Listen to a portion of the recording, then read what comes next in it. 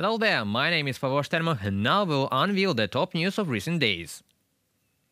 We are going through a difficult time. Ukrainian defenders are fighting in frozen trenches, rain and downpours, and knee-deep mud, sacrificing the most valuable and important things.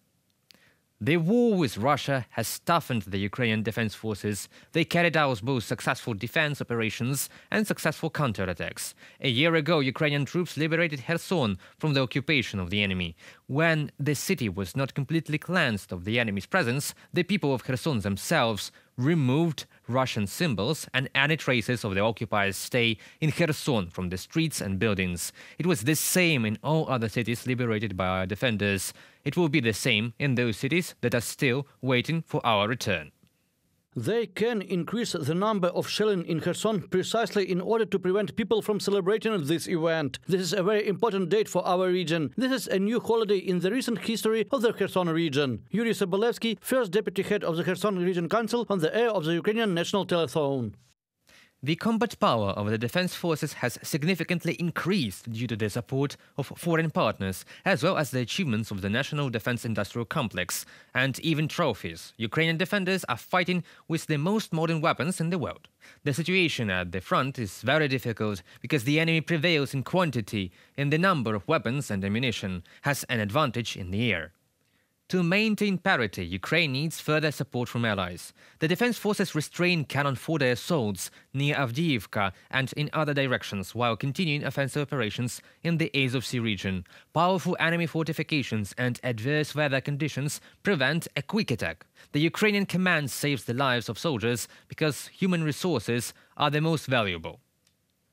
Although the situation looks like a stalemate, Ukraine has no right to despair. We are sure to overcome all difficulties. With faith and optimism, we bring our victory closer. Pessimists have not won a single war in the history of mankind. Ukraine pushes the Russian Black Sea Fleet out, opens new grain corridor. A country with almost no major naval capabilities, Ukraine has managed to push Russia out of a large portion of the Black Sea. As a result of a night operation on the territory of the temporarily occupied Crimea, Ukrainian special forces damaged small landing ships of the Russian Federation. These are boats of the Serna class. The ships were carrying a crew and loaded with armored vehicles, including BTR-82. Occupiers use these boats to disembark advanced groups of Marines or evacuate, and in the conditions of the Russians' actual lack of naval anti-aircraft means, after a series of attacks by the security and defense forces of Ukraine, such boats with air defense system on board served for the invaders as a cover for the ships of the Russian Navy during raids. From the publication of Defense Intelligence of the Ministry of Defense of Ukraine on Facebook. Ukraine's effective naval maneuvers forced Russia's Black Sea Fleet to retreat humiliatingly from temporarily occupied Crimea eastwards to Novorossiysk, demonstrating Ukraine's victory in the battle for the Black Sea. Despite the fact that Ukraine lacks a traditional naval force, its innovative tactics, which combine domestically produced drones, long-range missiles, and daring special forces raids, have severely depleted Russia's naval capabilities.